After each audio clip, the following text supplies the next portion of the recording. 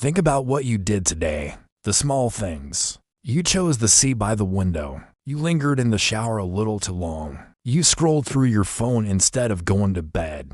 You craved the bitter taste of dark chocolate. We write these things off as nothing, quirks, random habits. But what if they're not random? What if every single tiny, seemingly meaningless thing you do is a message, a confession, a piece of a psychological puzzle that reveals who you truly are, often before you even know it yourself? Your behavior is a language, and today, we're going to become fluent. These are the stunning psychological truths hidden within ordinary human behavior. Truths that will make you see yourself and everyone around you in a completely new light. First up, let's talk about that task you've been putting off. Truth number 1, procrastination isn't laziness, it's fear. When you put off that important task, you're not being lazy. Your brain is engaging in a primitive cost-benefit analysis. The immediate, certain pain of starting a difficult, uncertain task feels greater than the abstract,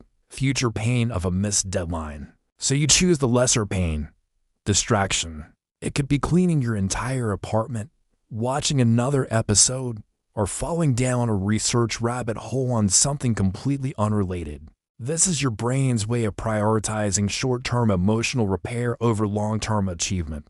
It's not a character flaw. It's an emotional regulation failure. You're not avoiding the work. You're avoiding the negative feelings associated with the work, like self-doubt, boredom, or anxiety. Understanding this changes everything. Instead of beating yourself up for being lazy, you can ask, what emotion am I trying to avoid right now? And address that root cause. Now, let's look at your playlist. Truth number 2.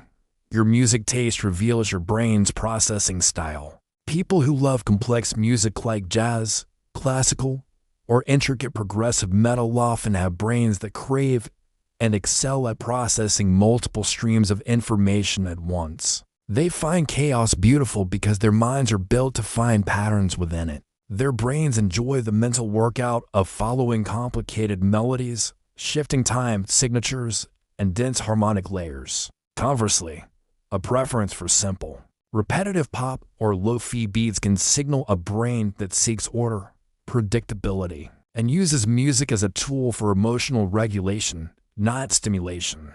It creates a stable, soothing auditory environment that can help you focus or relax. Neither is better than the other. Your Spotify Wrapped isn't just a list of songs. It's a map of your mind's wiring and what it needs to feel balanced. Are you a night owl? Truth number 3 is for you. Night owls aren't just on a different schedule.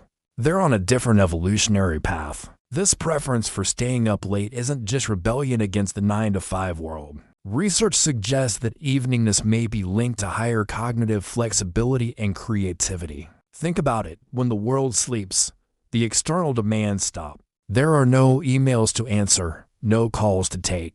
For the nocturnal mind, this silence isn't empty. It's a canvas. The darkness provides the psychological safety for unconventional thoughts to wander. Without the judgmental gaze of daylight society, the night owl isn't avoiding the day.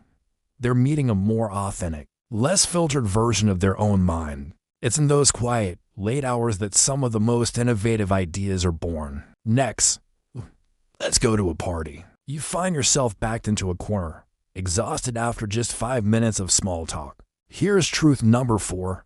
People who hate small talk aren't antisocial. They're depth seekers. That feeling of complete drainage after talking about the weather or traffic. It's neurological for some brains. Superficial social rituals don't register as meaningful connection. They don't trigger the rewarding dopamine release that a deep, substantive conversation does.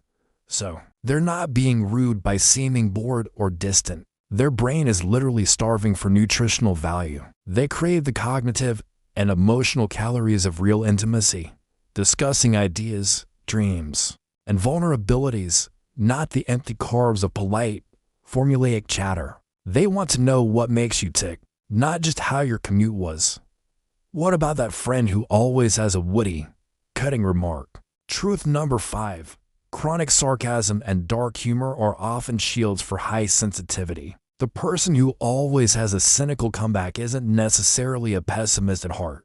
Often, they are an emotional high-definition being. They feel things intensely, both the joy and the pain of the world. Sarcasm and dark humor become a linguistic shield, a clever form of armor. It allows them to engage with the world's absurdities and cruelties from a safe, intellectual distance. It's a way to process a deep feeling without having to feel its full, raw impact. Their laughter in the face of darkness is a buffer against being completely overwhelmed by the intensity of their own emotions. It is a sign of a mind that sees the tragedy but chooses to write a comedy about it to survive. Let us head to the supermarket for truth number 6. The way you navigate a grocery store reveals your decision-making architecture. Are you a meticulous list follower, moving logically from aisle to aisle, checking each item off? You likely have a high need for cognitive closure. You reduce anxiety by creating and following a plan. You like to find problems with clear solutions. But what if you're a wanderer, picking up what inspires you, letting the cheese all dictate your dinner plans? You likely have a high tolerance for ambiguity and operate with more intuitive, spontaneous decision-making. You're comfortable with uncertainty and adapt as you go. Your path through the mundane is a live demonstration of how you navigate the complexities of life itself with a map or with a compass. Finally, a slightly more unusual one. Truth number 7. How you treat inanimate objects betrays your capacity for empathy. Do you say thank you to a voice assistant or a self-checkout machine? Do you feel a tiny pang of sadness for a lone sock or a book with a torn cover? This isn't childishness. It's a spillover of a highly active empathy network in the brain. For these individuals, the lines between subject and object can blur.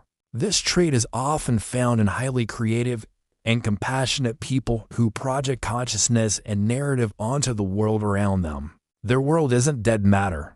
It's alive with potential stories and feelings. This tendency to anthropomorphize, to give human qualities to non-human things, changes how they treat everything and everyone in it. So here is the ultimate truth your behavior knows. You are not a single self. You are a negotiation. You are the negotiation between your ancient, instinctual brain and your modern, complex world. Between your conscious desires and your unconscious fears. Between the person you present to others and the deep-seated instincts you hide. Every habit, every preference, every tiny ritual is a clause in that ongoing peace treaty.